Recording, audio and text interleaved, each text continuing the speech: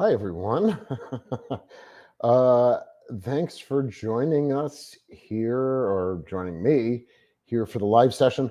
Hope you can hear me. I would think so, but let's see. Hey, Eric. N- Uh, yeah, Eric, Ed, OMKG, Hoist. Haven't seen you in a while. Hope you're doing well. Hey, hi, Teresa. So thanks so much, everyone, for joining us live here. So this is kind of for your questions. Today, Stephen and I made that video. And, now the ball is going to be rolling. So the work now begins and we shift from stabilization, all right, to restoration. So stabilization was what we've been doing since April of 2022. Certainly during the winter time, and now to actual restoration. And so every single staff person is going to play a part, their own part in this intricate clock. And so I use the example kind of what John Adams said, we need all clocks striking 13 at the same time. Or did he say 1 o'clock? I don't know whether they're using military time or not, or British time. But we need all clocks striking at the same time. The money has come together, and now we need all of the moving parts to move very well and in unison. So I do first want to say, if you haven't visited the kids site today, their channel, go visit it. I think they did 5 or 6 live sessions. They were moving the ship out of water into the floating dry dock, and Tim and then other staff down there, and of course Parks, the executive director, all make an appearance. It's pretty fascinating videos to watch, and throw your support with them. So if you saw my comment in the recorded video that we just released, I say 66%. It's a great day for 66%. All right, 2 out of the 3. It's been a very good day. The announcement was made yesterday, so we filmed today. So check out the kids video with Tim and Parks and the other staff down there as well. It's pretty nice to watch it going into floating dry dock and then getting raised up. So with that, I have a few people here. Do you guys have questions besides saying hello to everyone? That's great. I love that. I might have to put on my glasses. So it doesn't seem as though there's any questions right now, but so I think things started to move last week.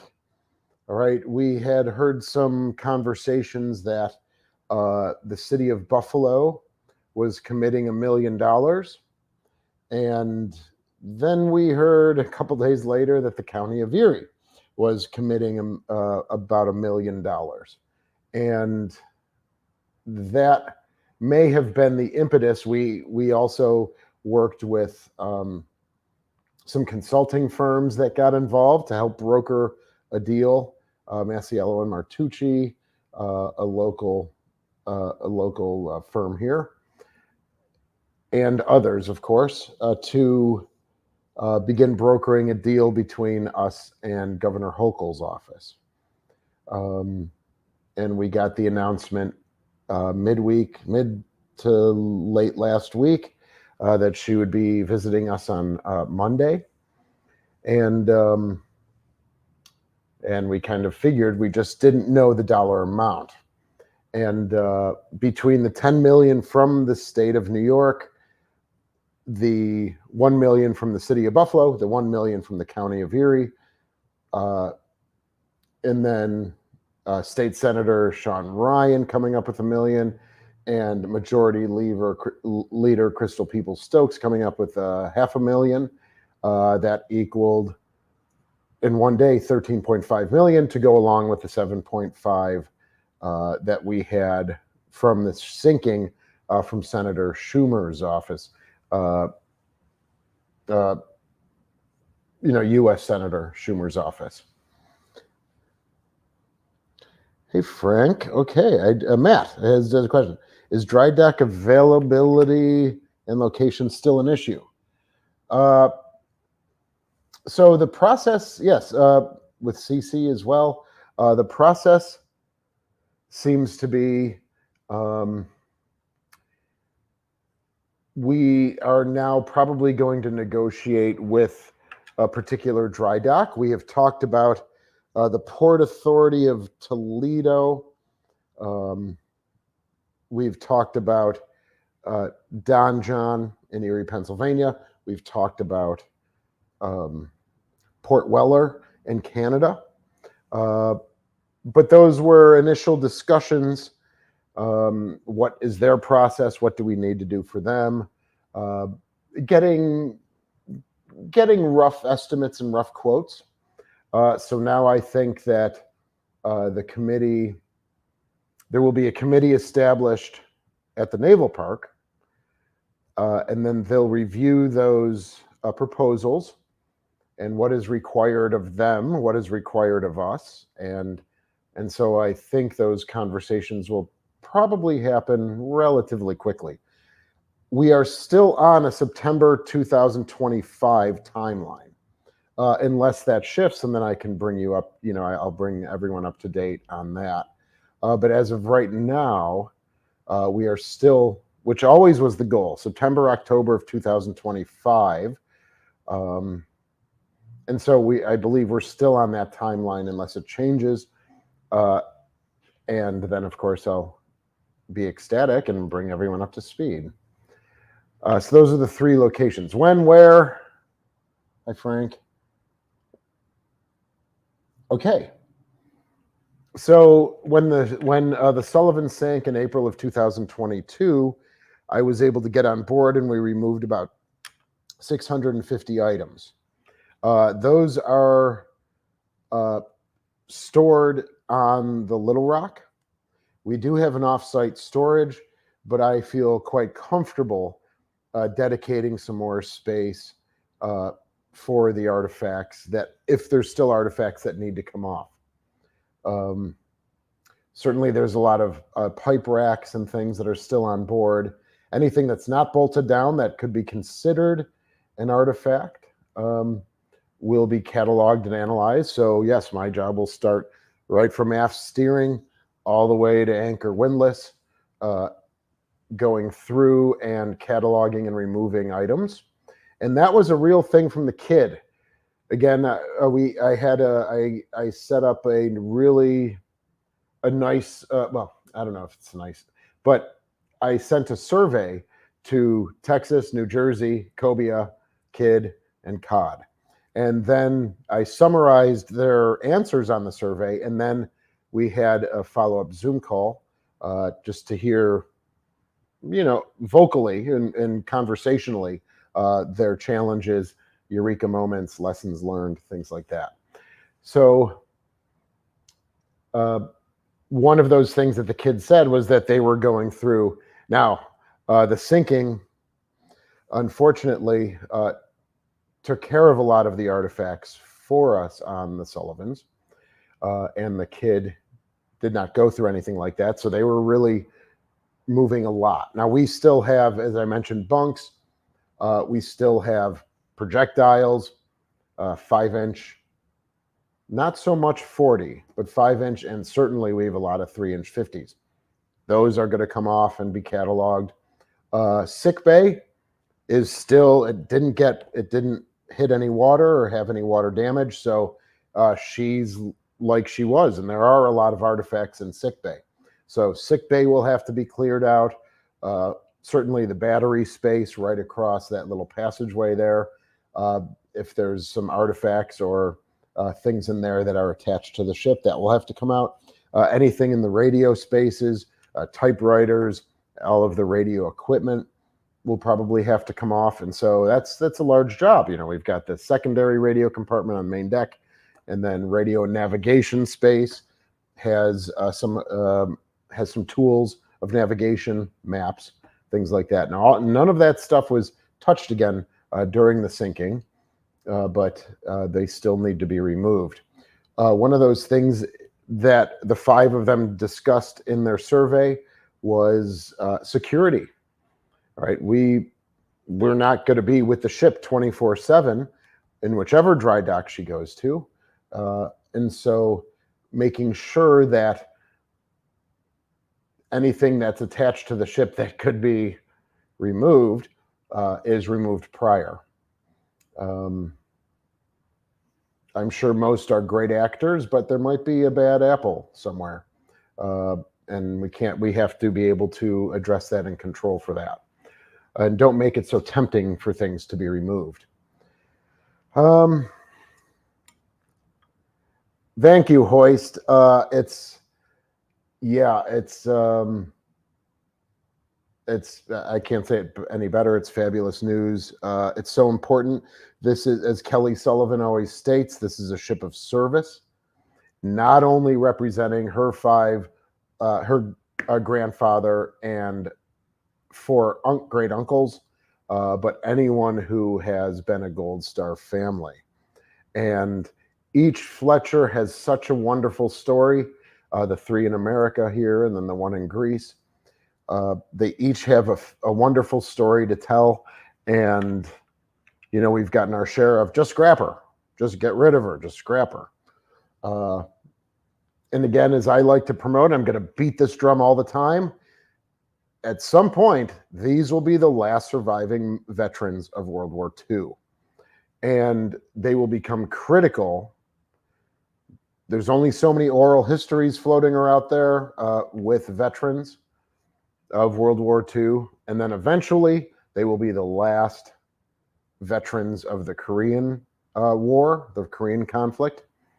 And some point down the road, when I'm not around, they'll be the last vestiges of the Cold War as well. And it's a ship of service, a ship of sacrifice, and that needs to continue to be engaged through education and honoring the 5 boys and the Sullivan family in general. Thanks, Teresa. I appreciate it. Come on and help. Yes, if you're local and you'd like to help offload some artifacts, and we can catalog them and then dedicate a space on board the Little Rock for them if you are available. Love to have your help, of course. I've worked with many of you, certainly here on YouTube, and some in person, so feel free. Hoist. Okay. They're probably gonna have to name the ship on chairs, and chairs gonna be a must too. Yes, so that is one of my big things, and just hearing about the Texas and the New Jersey and how much success that they had in their hard hat tours, keel tours, dry docking tours. That subject has been breached a little bit, but I think there's still a conversation to be had with the benefit. We would have to worry about insurance. Nothing is classified, so I don't think we'd have to worry about U.S. citizenship, especially if the dry dock in Canada is chosen.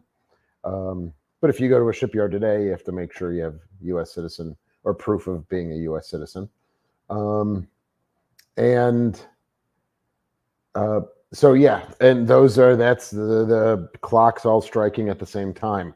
But that's a negotiation piece that's important to me. Well, there you go. Yeah, New Jersey required safety and elastic strap covers for guests. Yes, that might be something that we would have to consider, and I can talk to Travis and Ryan just to get more specifics on what they did to secure dry dock tours. Now, if it's Erie, Pennsylvania, that's the same place the Cod went, and they were not able to do dry docking tours. But again, I think that's a negotiating tool that should be vigorously discussed. Thank you very much. Thanks, Teresa. I appreciate it. We stick together. That's right. All right, Hoist. Have a great night. We have a lot of work to do as well. Other questions? I gave the option for Stephen to join as well, but I think he had a baseball game to attend with his children, so or for his children. So I don't know if he'll make it. But do you guys have other questions for us? So I can talk specifically about what I've done and of what my role would be moving forward, the artifacts, cataloging them. I am 90, well, not 99, let's say 95% complete with the application for obsolete materials. The guys, when they went on the strip trip to Philadelphia with the FFGs, we're very excited that there's a couple 3-inch 50s sitting on an auxiliary in Philadelphia. There's a rather lengthy process now, probably back in the 70s when when a lot of our ships became museum ships. You just call up, yeah, sure, take them. Now there's a rather lengthy application process, and I'm 95% done with that. So I'm going to submit that for 2 3-inch 50s. I've already mentioned it to Paul, our president and CEO, and kind of walked him around a little bit. And now to bring her back into interpretation, 1962 interpretation. So we might have available 2 twin Beauforts. You know, I'm really talking. I'm really talking about the future here, but I guess. But to secure 2 3-inch 50s, get them midships. Of course, the gun director just forward of them. And the lookout stations were for the 3-inch 50s. The expanded main deck, the expanded deck house on the main deck was for the weight of the 3-inch 50s. So really, the skeleton is 1962. We just need to secure those 3-inch 50s. So I'll be submitting that application probably by the end of the week. Yes, Frank, they would be. Thanks, Cece, if you'd like to volunteer as well. Yeah. Greg, will plating replacement remove the concrete patches? Absolutely, Greg. Thank you. From my understanding, it was hydraulic cement, so it was able to be, submerged, and it cured in partial water environment. I think one of the 29s and 29s I did, maybe the last one, showed the forward one, and that was the main breach during the April sinking. And then they also patched on the port side because we had what became a gash on the port side, which was sometime during the sinking as well. So as she settled down on the starboard side, maybe she collided with a boulder on port as well. So we have 2 cement patches, the one that is in the 29 and 29 video, and it's holding up pretty well. If we are still shooting for a fall 2025 dry dock date, I feel confident that she will remain. And then removing certainly the splash zone, water line, any other panels of degradation with 3H steel again is absolutely necessary and doable. Can I say what percentage of the hull would be replaced? No, I don't have that information as of yet. So that will be to be determined. But of course, those 2 areas where the cement patches are instrumental to get changed out back to 3/8 inch steel.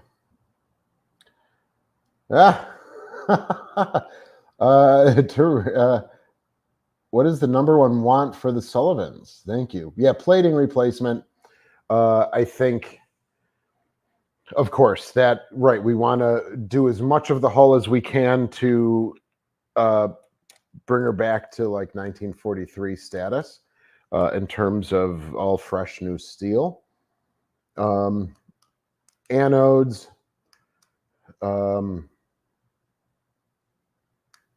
Let's see. Electricity. Yeah, that's obviously, well, that's not obvious to you guys, but that's been slowly being worked on. We have a really dedicated, great team of volunteers that have been slowly and surely working on the aft board, the forward board, and now the bus tie, right, which is pretty complicated. It's a thick tie in many crevices, the 100 and 150 feet forward from aft to forward board. And so what work can be done locally here will continue to be done, and then of course supplementing it in the dock as needed and necessary. Sacrificial anodes.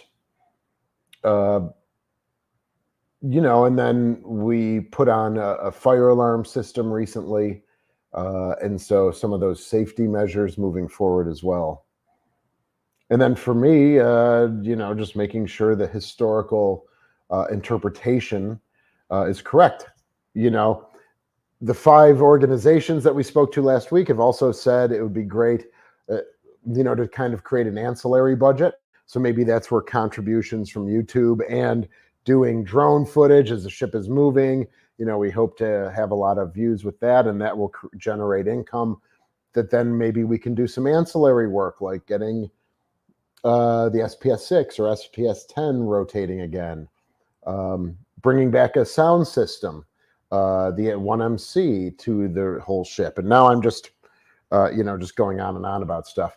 Hey, Frank. Yeah. Not my favorite Police album, but my favorite album cover. All right. So I have great affinity for Fly By Nights by Rush. Their album cover, beautiful, ethereal. And my dad bought this album. I was probably 7 years old, 7 when this album came out, maybe 8. And I just fell in love with it. I thought it was so cool. Okay, awesome. Hi, Brian.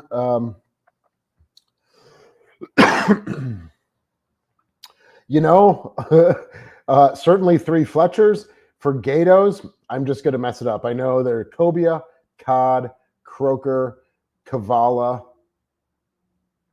I know I'm missing. I might be missing. Not the Requin.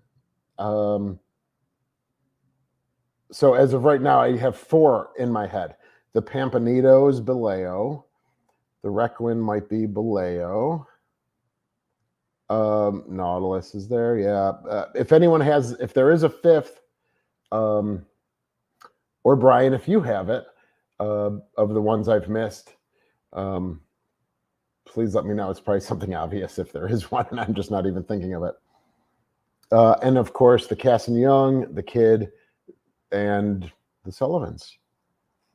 Frank, I'd love to say that we can all ride aboard. There will probably be a specialized team on going down wherever the dry dock is. The hours of the tug would be the closest is maybe 5 to 7 hours in Canada, 24 hours roughly to Erie, Pennsylvania, and about 55 hours to Toledo. So there'll be a very highly specialized expert team on board. The Kid has talked about some of their issues they had going down the Mississippi River to Huma. And obviously, we want to make sure that the people who are on board going can address anything instantaneously with multiple duty stations throughout the day. Coming back might be a different story. At least I'd love to see it come back. Thanks, Hoist. I appreciate it. All of you, or many of you, have done so much already, including Hoist. It's so appreciated. We still have the website, savethesullivans.org. That's up and running. And again, there'll be plenty of time to donate. Certainly as we start ramping up and as the ships and the Croaker and the Sullivans start to move, there's going to be a lot of press, a lot of announcements being made. So there might be opportunities there that are not here now. But for as of right now, we do have the general fund, or someone can dedicate at our website and the donate button. You can dedicate money to a certain ship or a general fund. And then specifically for the Sullivans, it's savethesullivans.org. Oh my God, how did I forget about the drum? There you go. I've even been down there, for God's sakes. Thank you. I knew there was something. Thank you, Hoist. Appreciate it. And Silversides. That's in Michigan, right? I haven't visited that one yet, but thank you. So there's 6, I think. Must be.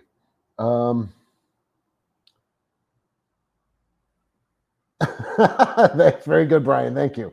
Are ship and shore tickets still available? CC is asking about Ship and Shore. That is our annual fundraiser, and they are available. The fundraiser is August 22nd if you're local. There's going to be a lot of food stations, different restaurants from Buffalo around, silent auctions. They auction me off for a curator tour. They offer a dinner. So I'm gonna have to put on my George Washington outfit, I think, like I did a couple of years ago for Stephen. Thank you. Yeah, it's so that kind of is the information that I have right now. So the groundswell probably happened when the city and the county each designated $1 million. Can't thank Mayor Brown enough, the mayor of Buffalo and County Executive Polenkars for their assistance, and then negotiating talks with Governor Hochul and to help in one fell swoop. And again, as I mentioned in the video that Stephen and I did just a little while ago, a lot of the contributions went to the survivability from subscribers and supporters, went to, in addition to $500,000, went to the survivability plan. So, oh, here we go, Hoist. He's got it. Kavala, cobia, cod, croaker, drum, silversides. Yes, okay. Yep, that's what I thought. Muskegon, Michigan. All right. Hey, Cam. Love to see. Oh, yes, the kid. They were traveling 9.5 knots, I think it was. Well, we want to make sure that we're safe, of course. And Tim and Parks are kind of speed demons down there in Louisiana. So down on the bayou, yeah, you could push it a little bit. Lake Erie is a different beast than the potentially calmer waters of Mississippi. And especially if we're going next fall, September, October. It's not November, but, you know, I mean, the gales across the Great Lakes have floundered many a mighty lake freighter. So, other questions before I wrap up, folks? This is great. Thank you. Red Barchetta. You got it. Jeez, Frank. Love it. Talking music. One of my favorite songs.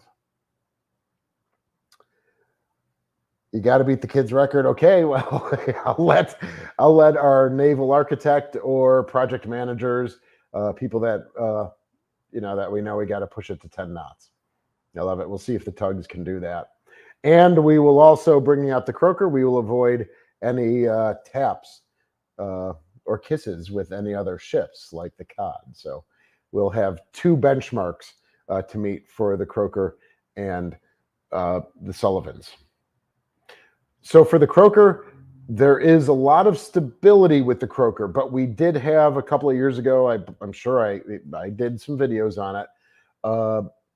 Ballast tank 6A had some flooding issues within the ballast tank.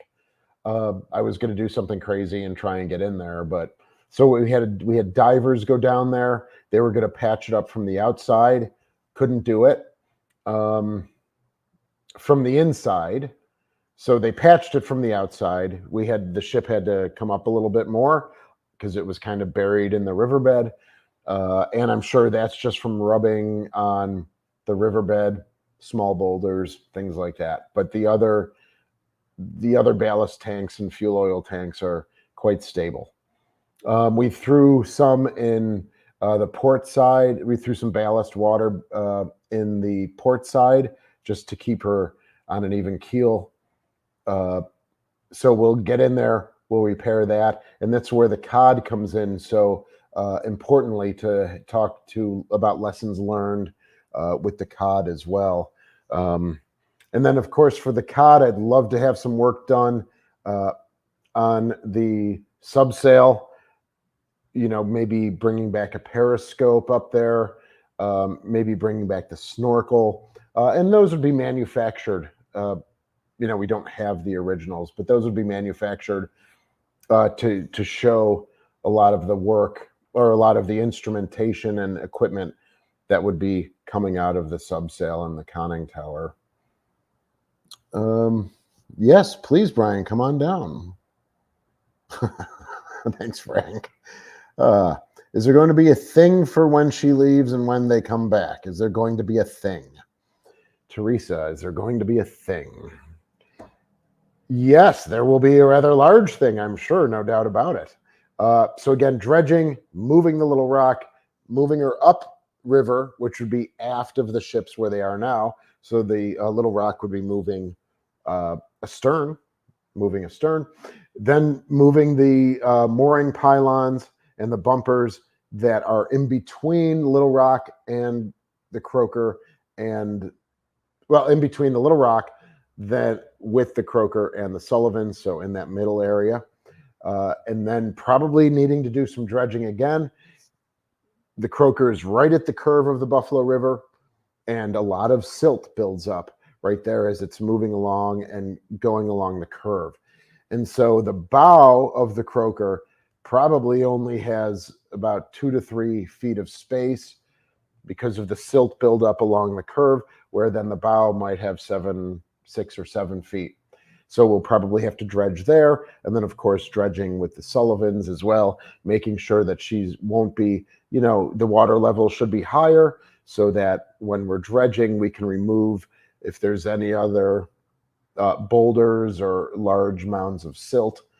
So if we can get it when there's a little higher water event, and then they would just be able to be floating past whatever's not dredged out. So I love Paul. Paul from the Cod, great guy. I'm sure you watch his YouTube channel as well. Walking encyclopedia of knowledge with Cod. It's so nice just to have one ship for 45 years, right? That Paul has been involved with that. For me, as I always say, I bounce between 3 ships, 3 different systems, and blah, blah, blah, blah. So it's but I wouldn't change it for anything in the world. Will the Little Rock remain open for tours? That's a great question, Ed. Cece claims all the jewelry found. Yes, okay. I'm sure there's plenty of rings and things, bracelets down there.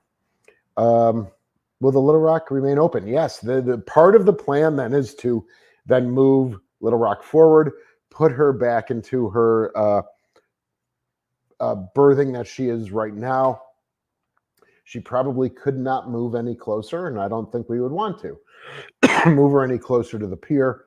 And then it's building ramps or ladders to the Little Rock. So that really now expands out the bridge creation and the bridge building for the gang. Excuse me.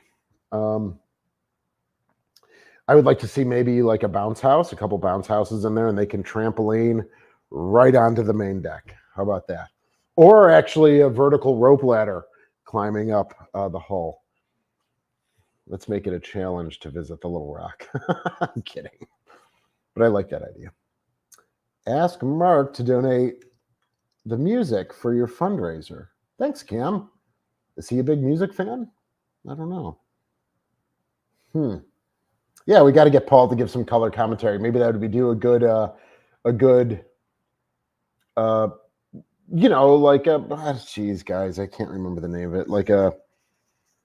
Not an announcer, but one of those guys that do sports, right? Like a play-by-play announcer. I kept saying minute by minute in my head. A play-by-play announcer. He would be great at it. I tell you, Paul would be pretty fabulous at it. I'll talk to him when I see him next time. Oh, pulling cars and you play the guitar. Well, I play bass, so let's all get together. That would be fun.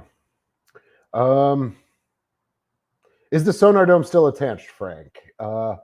No, we do not have our sonar dome. The kid has been talking about their sonar dome, obviously, as they're building the blocking for the keel in their floating dry dock.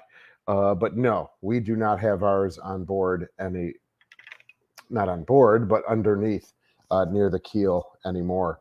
That was removed.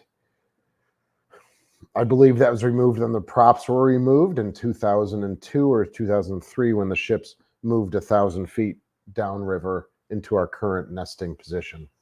And I did a long video of the original sonar dome, and then we had ours moved, and the Cass and Young did not, but then the kid did as well. They expanded for the Cold War.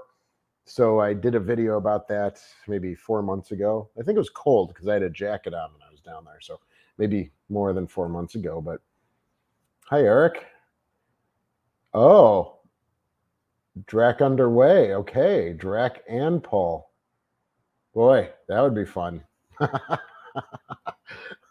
We'll see. Again, so very early in the process.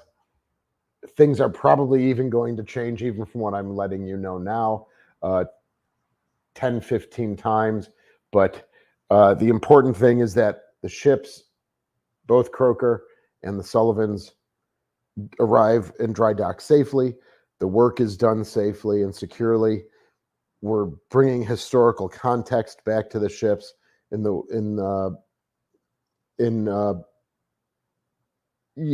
the interpretation years for the Croker and the Sullivans of 62 for the Sullivans, 59 for the Croker. And I mean, this is a legacy for the veterans that served aboard, as all dry docks are, to continue to tell those stories. And don't forget, right, there's a comment earlier, Croker has her own story. 11 sinkings. The first commander on board, Jack Lee, was awarded 2 Navy crosses for his commanding of the Croker for their first 2 war patrols. So he is one of only 30 officers to be awarded 3 Navy crosses. And so you can imagine the crew, the commissioning crew, seeing Commander Jack Lee come aboard, a veteran of already 8 or 9 war patrols, and just the confidence that instilled in the crew. Of course, they overestimated the tonnage that they sank, but everyone did back then. I think they cut it in half. The crew at the end of the 6 war patrols said about 40,000 tons, turned into 19,700 or something like that, with the Japanese records as well. Yeah, Drac and Paul. That would be fun. You definitely would have that British American campy, studied serious with the American humor. That would be fun, and I'll take a note of that. Thanks, Frank. Hi, Eric from Vermont. Thanks for being here. Hello, Vermont. Yes, thank you. Other questions? Anyone? I could sit here for hours, but do we really all want to do that? I don't know. Yeah, I will check out Mark Polenkar's channel. Thank you. I appreciate it. So let's see. Before we wrap up, great engaging all of you. Sorry. All right. Any other final questions? I'll give it another 5 minutes or so. And all very exciting. Yes, thanks, Teresa. Yep, Croker got Nagara. Yes. Shot four torpedoes. Thankfully, the last one connected right in her stern. And that ship was first of her class, the Nagara class, and was there at the night battle at Guadalcanal, where the 5 brothers were lost. Another, not a cruiser, but a destroyer, put the first torpedo into the Juno.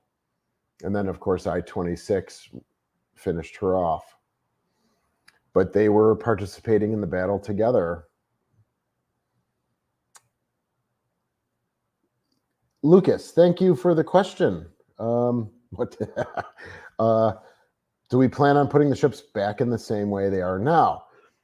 Out of necessity, yes, we will. It will be nice to have, once they're gone, we maybe can continue with the dredging, before we put Little Rock back, so we could dredge right up to the pier wall. We could make a really nice depth right there. It, again, going along the curve where the Croker's bow is and the sonar dome right on the bow.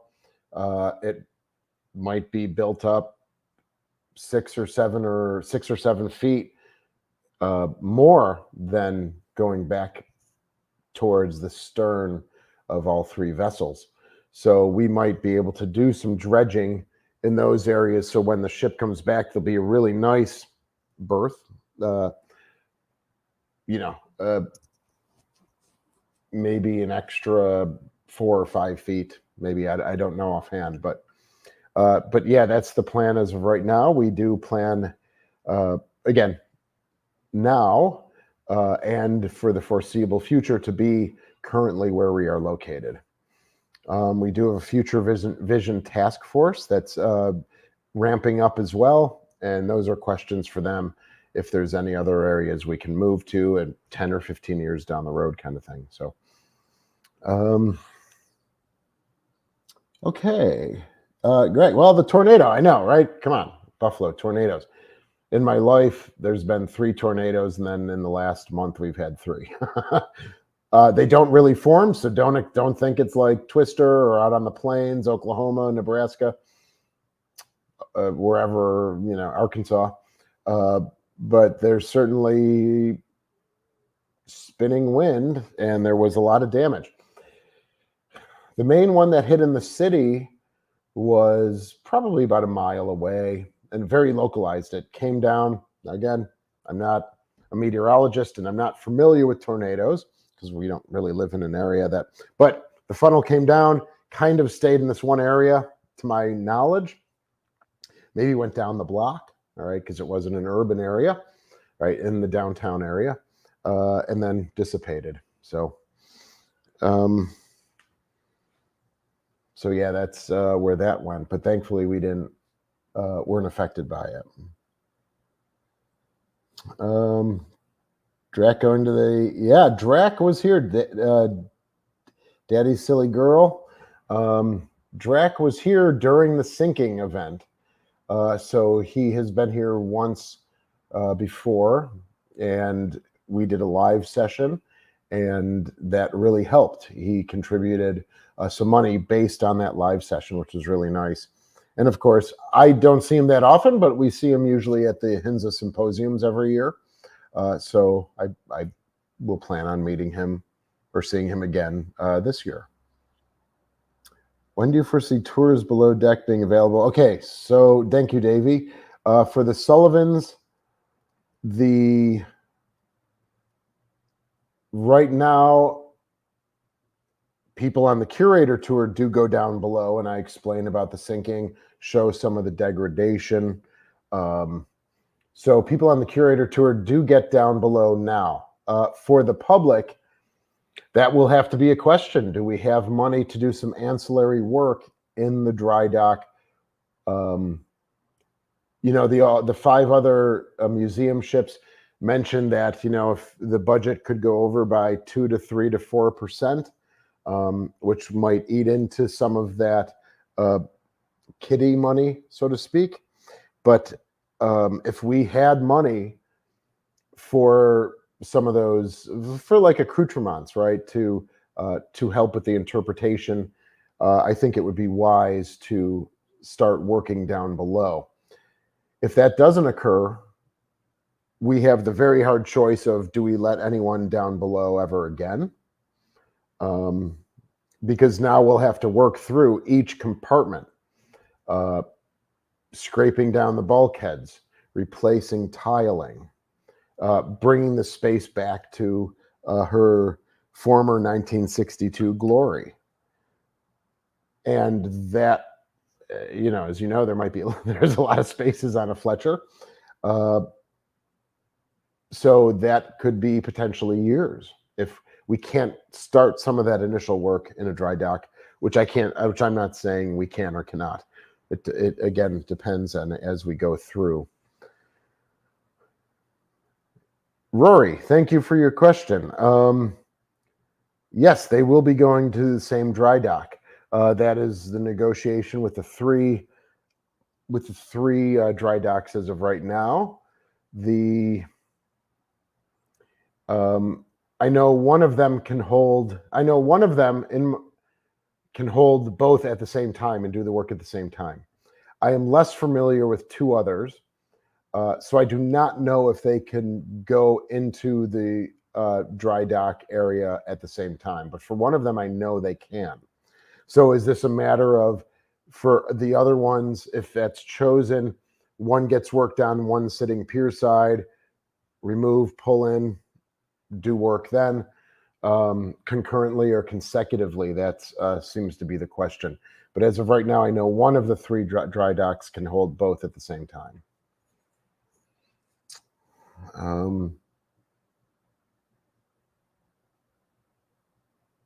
How's the MTB project coming along as well? Frank, MTB. I'm very confused and I shouldn't be, but I am, sorry. How much of the damage from the sinking has been repaired or cleaned up? Okay, thanks, Eric. That's a good question. So during the sinking, certainly all of the perforations and penetrations around the hull towards the keel were sealed up. During the winter, we did have a leak in the forward engine room, right, which we patched up and sealed. And so all of that temporary work has been done. How much of the damage? Okay, so for other parts of the ship, after she got sealed up, pumped out, came back on an even keel, the environmental company went through with pressure washers, all right from the overheads, washed everything down, equipment, bulkheads, everything in each space, washed it down to the deck, sucked that up into a frac tank as well, and that's how they were left. And so if you walk through spaces that had water incursion, they are like the day the environmental firm left. So no work really besides the electrical work, which isn't maybe what you're speaking of, but no work besides the electrical work has been done.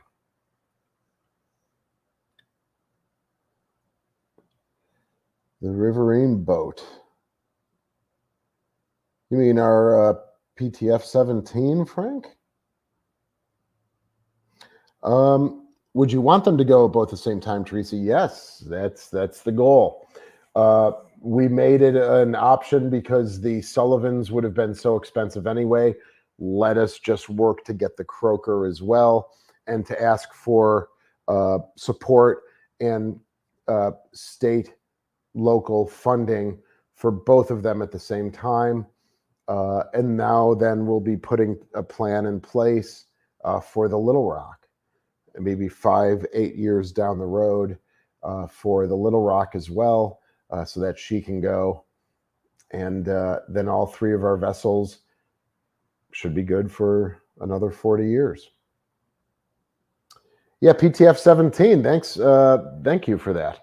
PTF-17 had wrapped up a 3-year preservation a 3-year preservation plan. And she's quite stable on the outside, looks great. And maybe bring a group back to take care of the inside. Now, I did a couple videos on the outside and the inside. So hopefully you can check that on our YouTube channel as well. And then eventually things have to change where the PTF is. All right, she's in a yard. There are the restaurant containers right there. They're cold storage containers. And so it's just not very safe for visitors to go back there yet. But I'm sorry, Ernest, was the sound gone? I hope not. But yeah, thank you all. Any last questions before we wrap up?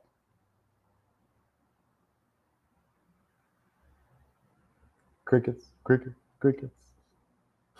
Okay. It's the spirit of radio.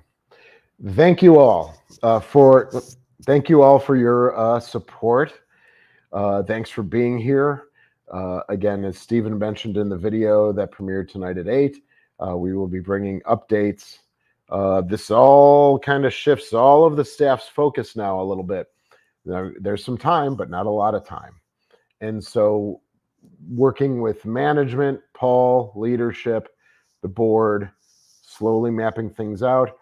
I will again be presenting what the 5 dry docks, the summarizations of the 5 organizations that had recent or going, like the Cobia is going yet. They haven't gone to dry dock yet. So they are 50% farther along than we are, not 100%, like say the Texas, just like the Kid.